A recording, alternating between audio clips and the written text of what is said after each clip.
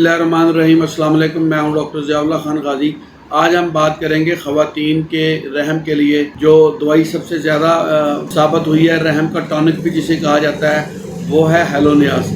औरत के रहम का टॉनिक इसलिए कहा जाता है कि जिन ख़वातीन के रहम के अंदर यानी यूट्रस के अंदर कमज़ोरी वाक़या हो जाती है, चाहे वो कमज़ोरी बार बार इस्तिक़ात हमल की वजह से हो, या बहुत ज़्यादा कसरत जमा की वजह से हो, या ख़वातीन को कसरत हैज़ की वजह से खून बहुत ज़्यादा ज़ाया हो गया हो, उसकी वजह से हो, तो फिर बाद औरतों में इस दुआ की मखसूस अलामात पैदा हो जाती हैं। तो औरत की तवज्जो हर वक्त अपने रहम की तरफ होती है और वो उसकी हर वक्त उसे रहम का एहसास रहता है, और जिसकी वजह एक ये भी हो सकती है कि उनको पैट्रू यानी कि यूट्रस वाली साइड पे नीचे की तरफ जाता हुआ दबाव महसूस होता है, दुखन होती है और उसमें दर्द होती है। कमर के मकाम पर यानी गुर्दों वाली जगह पे दोनों साइडों के ऊपर हर वक्त बोझ सा महसूस होता है और वहाँ पे दर्द होती है, और जिस्म के तमाम उज़लात जो हैं वो जलते हैं और दुखते हैं और उनके अंदर दर्द हर वक्त मौजूद रहता है। इसकी वजह से दिन भर काम करने के बावजूद भी मरीज़ा सुकून के साथ सो नहीं सकती।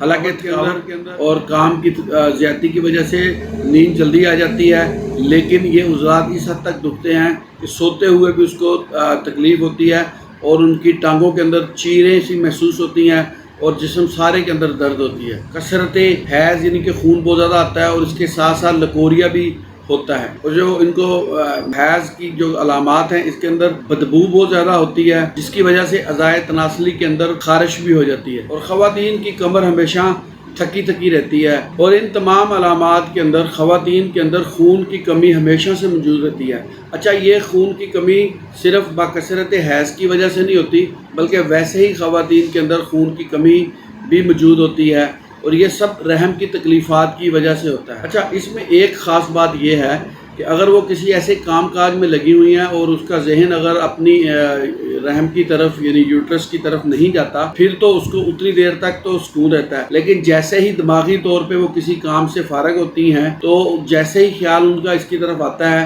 तो उसको रहम के अंदर अपनी तकलीफ़ात का एहसास दोबारा से होने लगता है। जैसा कि ज़ियाबतीस के मरीज़ों के अंदर होंठ खुश्क होते हैं, प्यास ज़्यादा लगती है, ऐसी ही अलामात आपको हेलोनियास के अंदर भी मिलेंगी। इसमें भी मरीज़ा को प्यास बहुत ज़्यादा लगती है और होंठ उसके खुश्क होते हैं, जिसकी वजह से उनको बहुत ज़्यादा कमज़ोरी सी महसूस होती है।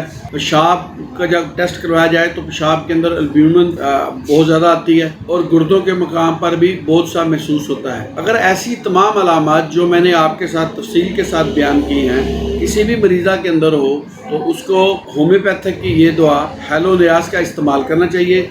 हेलोनियास को आम में इस्तेमाल किया जाता है। इसके अगर वो 10 कतरे सुबह दोपहर शाम 1 घूंट पानी के साथ इस्तेमाल करती हैं, तो यकीनन उससे उनको बहुत ज़्यादा फ़ायदा होता है और ये तमाम अलामात को ये दुआ कवर कर लेती है। बहुत शुक्रिया, अपना ख्याल रखिएगा और हमारे इस चैनल का भी ख्याल रखिएगा। इसी तरह की इन्फॉर्मेटिव वीडियोज़ मैं आपके लिए बनाता रहूँगा। अल्लाह हाफ़िज़।